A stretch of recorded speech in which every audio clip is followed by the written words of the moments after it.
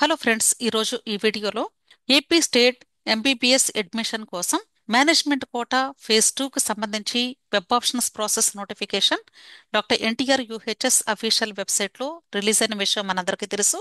ఈ నోటిఫికేషన్ ప్రకారంగా అక్టోబర్ 1 సాయంత్రం 6 గంటల నుండి అక్టోబర్ 6వ తారీఖు ఉదయం 10 గంటల వరకు వెబ్ ఆప్షన్స్ పెట్టుకునే అవకాశం ఉంది. అయితే ఈ మేనేజ్మెంట్ కోటాలో మనకి ఫస్ట్ ఫేజ్లో గాయత్రి మెడికల్ కాలేజ్ని యాడ్ చేయలేదు. ఆ కాలేజీ ఇప్పుడు ఫేజ్ 2కి యాడ్ అయింది. దానితో పాటుగా అన్నా గౌరీ మెడికల్ కాలేజీ తిరుపతి, ఈ కాలేజీ కూడా మనకి ఇప్పుడు ఫేజ్ 2కి యాడ్ చేశారు. సో ఈ రెండు కాలేజెస్కి సంబంధించినటువంటి సీట్స్ కూడా మనకి అవైలబుల్గా ఉంటాయి. ఈ ఫేజ్ 2కు సంబంధించి టోటల్ నంబర్ ఆఫ్ వేకెన్సీస్ ఎన్ని ఉన్నాయి అనేది సీట్ మ్యాట్రిక్స్ కూడా డాక్టర్ ఎన్టీఆర్ యూహెచ్ఎస్ అఫీషియల్ వెబ్సైట్లో రిలీజ్ చేశారు. ఈ ఫస్ట్ ట్యాబ్లెట్ ఫార్మాట్లో న్యూ గవర్నమెంట్ కాలేజెస్, దానితో పాటుగా Shri Padmavati medical college for women Tirupati, వీటికి సంబంధించిన సీట్ మ్యాట్రిక్స్ ఇచ్చారు. సెల్ఫ్ ఫైనాన్స్డ్ కాలేజెస్లో 12 లక్షల సీట్స్ 28 వేకెంట్గా ఉన్నాయి.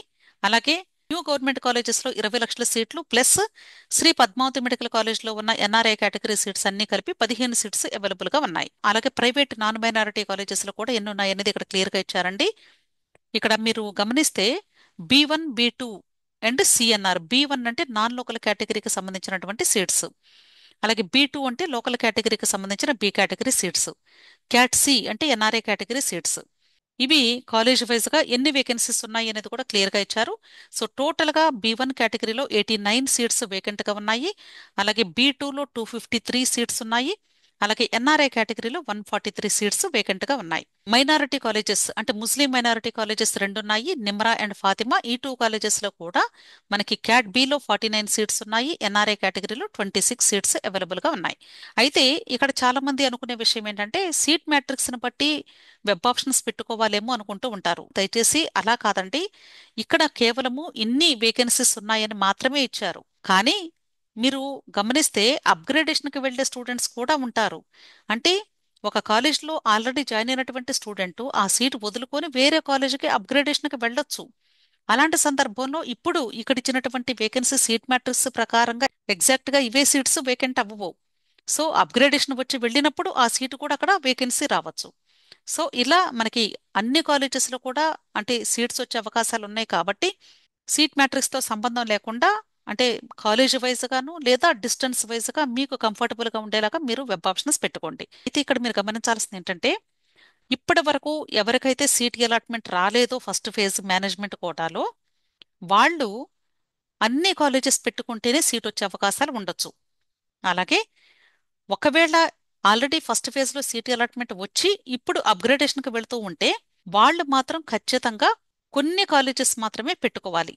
అంటే ఇప్పుడు మీకు సెకండ్ రౌండ్లో కానీ ఒకవేళ సీటు ఎలాట్ అయితే ఖచ్చితంగా ఆ సీటుకి వెళ్ళి జాయిన్ అవ్వాల్సిందే.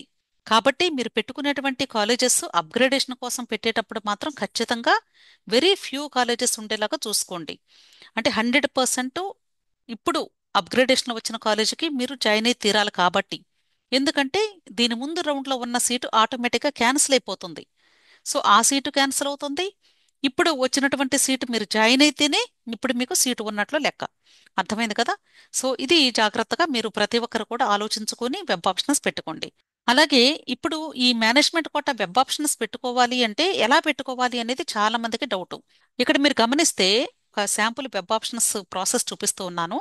ఈ స్టూడెంట్ ఎన్ఆర్ఐ డాక్యుమెంట్స్ పెట్టుకుని ఎన్ఆర్ఐ కేటగిరీలో కూడా పార్టిసిపేట్ చేస్తున్నారు. సో ప్రతి కాలేజ్ కూడా 2 టైమ్స్ ఇక్కడ కనిపించింది. అంటే ఒకటి క్యాట్ బి కనిపిస్తుంది, రెండవది క్యాట్ సి లేదా ఎన్ఆర్ఐ కనిపిస్తుంది. యూజువల్గా మనము ఎప్పుడైనా సరే తక్కువ అమౌంట్ నుండి స్టార్ట్ చేసుకుంటాం. కాబట్టి దాదాపుగా మేనేజ్మెంట్ కోటాలో పార్టిసిపేట్ చేసే 99.99% స్టూడెంట్స్ కూడా సెల్ఫ్ ఫైనాన్స్డ్ కాలేజెస్ నుండి స్టార్ట్ చేస్తారు.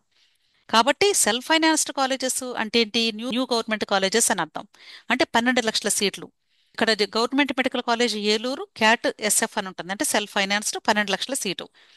అదే సేమ్ జిఎంసి ఏలూరే క్యాట్ సి ఎన్ఆర్ఐ అని ఉంటుంది, అంటే సి కేటగిరీ 20 లక్షల సీట్ అని అర్థం. సెల్ఫ్ ఫైనాన్స్డ్ కాలేజెస్లో సపోజ్ మీరు ఏలూరు పెట్టుకోవాలి అనుకుంటున్నారు, ఏలూరుని క్లిక్ చేస్తారు. అప్పుడు మీరు యాడ్ చేసినటువంటి కాలేజీ రైట్ సైడ్ వస్తుంది. Okay. Next self financed college, suppose మీరు మచిలీపట్నం పెట్టుకోవాలి అనుకుంటున్నారు, ఎస్ఎఫ్ అని ఉన్న కాలేజ్ మాత్రమే చూజ్ చేసుకోవాలి. అర్థమైంది కదా? ఇలా మీరు సెల్ఫ్ ఫైనాన్స్డ్ కాలేజెస్ అన్ని కూడా ముందు పెట్టేసుకోండి. మిగిలిపోయిన కాలేజెస్ ఒకసారి చెక్ చేసుకోండి. ఏలూరు ఎన్ఆర్ఐ మిగిలింది, మచిలీపట్నం ఎన్ఆర్ఐ మిగిలింది, next Nandyal NRI, Paderu NRI, Rajamahendravaram NRI, Vizianagaram NRI. So 6 colleges కూడా ఎన్ఆర్ఐ మిగిలినాయి అంటే మీరు పెట్టింది కరెక్ట్ అని అర్థం. మరలా ఒకసారి రైట్ సైడ్ మూవ్ చేసుకొని చూసుకోండి జాగ్రత్తగా, ఎస్ఎఫ్ అని ఉందా లేదా అనేది జాగ్రత్తగా చెక్ చేసుకోండి. దీని తర్వాత బి కేటగిరీ పెట్టుకోండి. బి కేటగిరీలో మీరు పెట్టుకునేటువంటి ఆర్డర్ మీకు ఇష్టమైన ఆర్డర్ పెట్టుకోవచ్చు. కాకపోతే ఎలా పెట్టుకోవాలి అనేది మాత్రమే నేను శాంపుల్ చూపిస్తాను. జనరల్గా మనకి స్టేట్లో అంటే టాప్ ప్రైవేట్ కాలేజీ కింద మనం అంతా అనుకునేది ఎన్ఆర్ఐ మెడికల్ కాలేజీ చినకాకని, కాబట్టి దీనిలో మనకి సి కేటగిరీ ఉంటుంది, బి కేటగిరీ ఉంటుంది. సో జాగ్రత్తగా మీరు క్యాట్ బి అని ఉన్నది మాత్రమే చూజ్ చేసుకోండి. ఇలా మీరు క్యాట్ బి కాలేజెస్ అన్ని కూడా లిస్ట్ అవుట్ చేసుకోవాలి. ఇక్కడ మీరు గమనిస్తే చూడండి, ఇక్కడ క్యాట్ బి ఉంది. ఒకవేళ మీరు ఎన్ఆర్ఐ కేటగిరీ కూడా పెట్టుకోవాలి అనుకుంటే ఇలా బి కేటగిరీలు అన్ని పెట్టుకున్న తర్వాత జనరల్గా మనము అంటే సెల్ఫ్ ఫైనాన్స్డ్ కాలేజెస్లో ఎన్ఆర్ఐ కేటగిరీ పెట్టుకుంటాం కాబట్టి అగైన్ మరలా ఏలూరు ఎన్ఆర్ఐ పెట్టుకోండి. అలాగే next Machilipatnam NRI, next Rajahmundry NRI. ఇలా మీరు మీకు కావలసిన కాలేజెస్ని లిస్ట్ అవుట్ చేసుకోవాలి. ఇప్పుడు నేను ఈ అన్నా గౌరీ కాలేజ్ని ఫస్ట్ పొజిషన్లో పెట్టాను అనుకుందాం, పొరపాటున తెలిసి తెలియక. అప్పుడేమవుతుంది, ఎప్పుడైతే మీకు city allotment scanning top to bottom జరుగుతూ వెళుతూ ఉంటుందో, ఇక్కడ ఎన్ఆర్ఐ కేటగిరీలో ఇది న్యూ కాలేజ్ కాబట్టి డెఫినెట్గా ఇక్కడ వేకెన్సీస్ ఉంటాయి కాబట్టి మీకు సీట్ అలాట్మెంట్ వచ్చేసింది. కానీ ఇక్కడ మీరు గమనించాల్సింది, ఇంత అమౌంట్ మీరు కట్టగలుగుతారా? కట్టలేరు కదా. కాబట్టి మీరు ఏం చేయాలంటే ఎప్పుడు కూడా సి కేటగిరీని టాప్లో పెట్టుకోకూడదు. సో ఫస్ట్ సెల్ఫ్ ఫైనాన్స్డ్ పెట్టుకోండి, ఆ తర్వాత బీ క్యాట్లు పెట్టుకోండి, ఆ తర్వాత మీరు ఒకవేళ అంటే ఎన్ఆర్ఐ కేటగిరీలో కట్టగలము అనుకుంటే ఆ పర్టికులర్ కాలేజెస్ని మాత్రమే పెట్టుకోండి. అలాగే ఇక్కడ పెట్టిన కాలేజీ డిలీట్ అవ్వాలి అనుకోండి, ఇప్పుడు ఇక్కడ డిలీట్ సింబల్ ఉంది కదా, దీని మీద క్లిక్ చేస్తే ఆటోమేటిక్గా డిలీట్ అయిపోతుంది. ఇలా మీరు వెబ్ ఆప్షన్స్ని పెట్టుకోవాల్సి ఉంటుంది. చాలా జాగ్రత్తగా పెట్టుకోవాలండి, గుర్తుంచుకోండి. అయితే ఈ వెబ్ ఆప్షన్స్ ప్రాసెస్ అక్టోబర్ 6తో కంప్లీట్ అయిపోతుంది కాబట్టి దాదాపుగా 6వ తారీఖు సాయంత్రం కానీ లేదా 7వ తారీఖు కానీ మీకు రిజల్ట్ వచ్చే అవకాశం కూడా ఉంది. మీకు సీట్ అలాట్మెంట్ కానీ వస్తే రిజిస్టర్డ్ మొబైల్కి మెసేజ్ వస్తుంది ఏ కాలేజ్లో సీట్ వచ్చింది అనేది. అప్పుడు మీరు చేయాల్సిన పని ఏంటంటే ఇక్కడ మీకు ఇచ్చినటువంటి యూనివర్సిటీ ఫీ అమౌంట్ కట్టి అలాట్మెంట్ ఆర్డర్ని డౌన్లోడ్ చేసుకోవాలి. అలాట్మెంట్ ఆర్డర్ని మీరు ఎక్కడైతే వెబ్ ఆప్షన్స్ పెట్టారో ఆ పేజ్లోనే అలాట్మెంట్ ఆర్డర్ని డౌన్లోడ్ చేసుకోవాల్సి ఉంటుంది. అయితే సెల్ఫ్ ఫైనాన్స్డ్ కాలేజెస్ అలాగే బి కేటగిరీ సీట్స్కి 25,100 రూపాయలు పే చేసి మీరు అలాట్మెంట్ ఆర్డర్ డౌన్లోడ్ చేసుకోవాలి. అలాగే ఎన్ఆర్ఐ కేటగిరీ అంటే గవర్నమెంట్ కాలేజెస్, ప్రైవేట్ కాలేజెస్ 65,600 రూపాయలు పే చేసి అలాట్మెంట్ ఆర్డర్ని డౌన్లోడ్ చేసుకోవాలి. ఒకవేళ మీరు ఆల్రెడీ ఫస్ట్ ఫేజ్లో సీటీ అలాట్మెంట్ వచ్చినప్పుడు అలాట్మెంట్ ఆర్డర్ని డౌన్లోడ్ చేసుకోవడానికి అమౌంట్ కట్టుంటే ఇప్పుడు మరలా అప్గ్రేడేషన్ వచ్చినప్పుడు కట్టవలసినటువంటి అవసరం లేదు. అర్థమైంది కదా? ఇంకొక విషయం ఏంటంటే ఇప్పుడు అసలు ఎవరెవరు పార్టిసిపేట్ చేయొచ్చు అంటే అంటే సీటు వచ్చి జాయిన్ అయిన వాళ్ళు పార్టిసిపేట్ చేయొచ్చు, అలాగే సీటు వచ్చి వదులుకున్న వాళ్ళు పార్టిసిపేట్ చేయొచ్చు, సీటు వచ్చి జాయిన్ అయిన తర్వాత ఫ్రీ ఎగ్జిట్ తీసుకున్న వాళ్ళు పార్టిసిపేట్ చేయొచ్చు. సో ఎవరైనా సరే మేనేజ్మెంట్ కోటాలో రిజిస్ట్రేషన్ చేసుకొని మెరిట్ లిస్ట్లో పేరున్న వాళ్ళు ఎవరైనా ఫేజ్ 2లో పార్టిసిపేట్ చేయొచ్చు. ఇంకొక విషయం, ఇప్పుడు సెకండ్ రౌండ్లో మీకు సీట్ అలాట్మెంట్ వస్తే అంటే చాలా మందికి డౌట్ ఏంటంటే ఒకవేళ కానీ కన్వీనర్ కోటా రౌండ్ 3లో సీట్ వచ్చే అవకాశం ఉంటే ఇప్పుడు మేనేజ్మెంట్ కోటా రౌండ్ 2లో కానీ సీట్ వచ్చి జాయిన్ అయితే మేము అంటే కన్వీనర్ కోటా రౌండ్ 3 సీట్ వచ్చినప్పుడు పంపిస్తారా లేదా అనేది చాలా మందికి డౌట్ ఉంది. డెఫినెట్గా మీకు పర్మిషన్ ఇస్తారు. అంటే మీకు మేనేజ్మెంట్ కోటా రౌండ్ 2 రిజల్ట్ వచ్చిన తర్వాత రిపోర్టింగ్ డేట్ కంప్లీట్ అయిపోయిన తర్వాత మీకు convenor quota round 3 results announce చేస్తారు. అప్పుడు ఈ మేనేజ్మెంట్ కోటా రౌండ్ 2 తర్వాత ఫ్రీ ఎగ్జిట్ అనౌన్స్ చేస్తారు.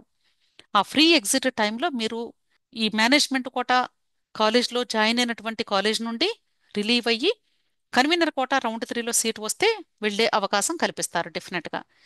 అయితే మీరు గమనించాల్సింది కేవలము కన్వీనర్ కోటా రౌండ్ 3 వరకు మాత్రమే, అంటే మాపప్ రౌండ్ వరకు మాత్రమే మీరు స్లైడింగ్ అయ్యే ఛాన్స్ ఉంటుంది.